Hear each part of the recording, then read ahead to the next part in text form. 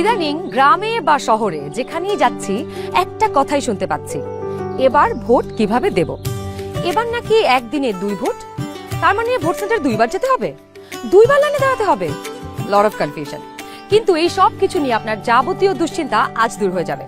চলুন দেখি আগামী ত্রয়োদশ জাতীয় সংসদ নির্বাচন এবং গণভোটের দিন আমরা কিভাবে ভোট দেব। ভোটের দিন একদম সকালবেলা আপনার ভোট কেন্দ্রে চলে আসবেন। নারী পুরুষ ঠিক এইভাবে আলাদা আলাদা লাইনে দাঁড়াবেন। লাইনের শুরুতেই আপনার ভোটার ক্রমিক নাম্বার উল্লেখ করে লেখা থাকবে আপনি কোন কক্ষে ভোট দেবেন। ভোট কেন্দ্রের কোন কক্ষে আপনি ভোট দিবেন সে বিষয়ে আনসাররাও আপনাকে সহায়তা করবেন। এরপর আপনি সোজা চলে যাবেন আপনার ভোট কক্ষে। কিভাবে নারী এবং পুরুষ ভোটারদের আলাদা রুমে ভোট গ্রহণ করা হচ্ছে চলুন দেখে আসি। কক্ষগুলোর বাইরেও ভোটার ক্রমিক নম্বরগুলো লেখা থাকবে। প্রথমেই একজন পোলিং অফিসার আপনার নাম এবং ভোটার নম্বর জিজ্ঞাসা করবেন। তারপর আপনার চেহারার সাথে আপনার ভোটার তালিকায় থাকা ছবি মিলিয়ে দেখবেন। এটা আমি, এখানে একটু খারাপ আসছে ছবি। বাবার নাম আনিসুজ্জামান। ভোটার আয়শা খানম, ভোটার নং 0157। প্রথম পোলিং অফিসার আপনার নাম এবং ভোটারের ক্রমিক নম্বর জোরে উচ্চারণ করবেন, যেন কক্ষে থাকা সহকারী প্রিজাইডিং অফিসার এবং পোলিং এজেন্টরা শুনতে পারেন।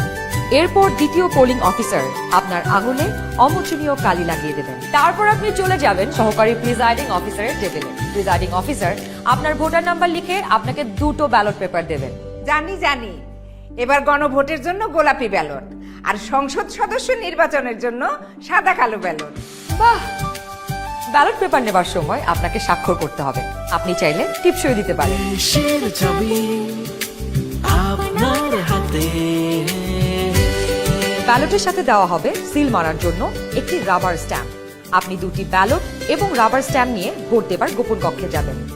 এবার কিন্তু সময় বাঁচানোর জন্য অনেক ভোট কেন্দ্রেই 2টো গোপন কক্ষ থাকবে, যাতে একই সময়ে 2জন ভোটার 2টো গোপন কক্ষে ভোট দিতে পারেন। গোপন কক্ষের ভেতরে আপনি কিভাবে ব্যালটে সিল দিবেন চলুন দেখি। গণভোটের গোলাপি ব্যালটে হ্যাঁ এবং না 2টো ঘর থাকবে। সংস্কার বা পরিবর্তন চাইলে হ্যাঁতে সিল মারুন। গণভোটে আপনি হ্যাঁ দিলে সবগুলো সংস্কার পাবেন, আর না দিলে কোনো সংস্কারই পাবেন না। এরপর ব্যালটটি লম্বালম্বি ভাঁজ করুন, যেন সিলের রং অন্য ঘরে না পড়ে।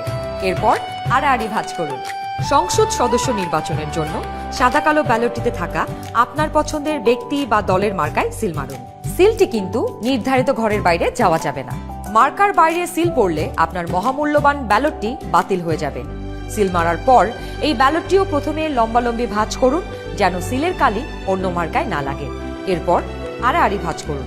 এবার গোপন কক্ষ থেকে বের হয়ে স্ট্যাম্পটি সহকারী প্রিজাইডিং অফিসারকে ফেরত দিন এবং একই ব্যালট বক্সে 2টি ব্যালট পেপার ফেলুন। ব্যাস, হয়ে গেল একদিনে 2 ভোট। একদম সহজ, তাই না? তাহলে নিশ্চিন্তে ভোটের দিন চলে আসুন আপনার ভোট কেন্দ্রে আর ভোট দিয়ে বুঝে নিন দেশের মালিকানা। দেশের চাবি আমাদের হাতে।